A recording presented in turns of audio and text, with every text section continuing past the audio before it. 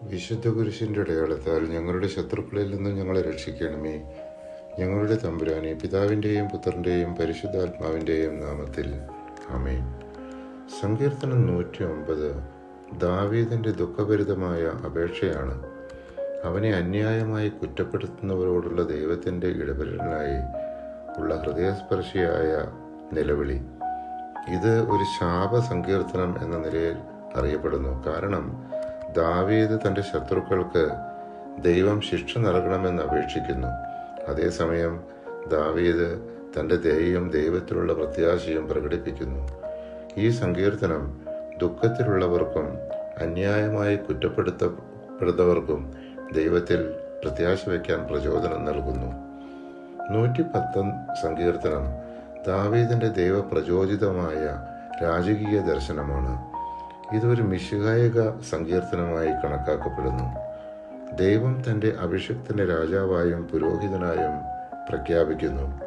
മെൽക്കിസദേക്കിൻ്റെ ക്രമത്തിൽ എന്ന വാക്ക് മിശിഹായുടെ ശാശ്വത പുരോഹിതത്തെ സൂചിപ്പിക്കുന്നു. ദൈവം തൻ്റെ വലതുഭാഗത്ത് അവനെ ഇരുത്തുന്നു, ശത്രുക്കളെ കീഴടക്കുന്നു, ജനം സന്നദ്ധതയോടെ സേവിക്കുന്നു. കർത്താവ് ശപഥം ചെയ്തു, മെൽക്കിസദേക്കിൻ്റെ ക്രമമനുസരിച്ച് നീ എന്നേക്കും പുരോഹിതനാകുന്നു, അതിന് മാറ്റമുണ്ടാവുകയില്ല. സങ്കീർത്തനം 110 4 തിരുവചനം.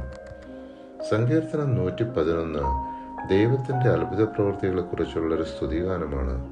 ദൈവം തൻ്റെ ജനത്തിന് കൃപയും നീതിയും കാണിച്ചിരിക്കുന്നു. അവൻ്റെ പ്രവൃത്തികൾ മഹത്വവാന്റെയും വിശ്വസ്തതയുടെയും അടയാളങ്ങളാണ്. ഈ സങ്കീർത്തനം ജ്ഞാനത്തിൻ്റെ ആരംഭം ദൈവഭയമാണെന്ന് പ്രഖ്യാപിക്കുന്നു. അതിലൂടെ ആത്മീയ ജീവിതത്തിൻ്റെ ദിശയും ആഴവും വ്യക്തമാക്കുന്നു. ദൈവഭക്തിയാണ് ജ്ഞാനത്തിൻ്റെ ആരംഭം. അത് പരിശീലിക്കുന്നവർ വിവേകികളാകും. അവിടുന്ന് എന്നേക്കും സ്തുതിക്കപ്പെടും. പരിശുദ്ധാത്മാവെ, തിരുവചനത്തിൻ്റെ അനന്തശക്തിയാൽ ആത്മാവിൻ്റെ ബലങ്ങളും ദാനങ്ങളും നൽകി തീക്ഷ്ണതയാൽ ഞങ്ങളെ ജ്വലിപ്പിക്കണമേ. ആമേൻ.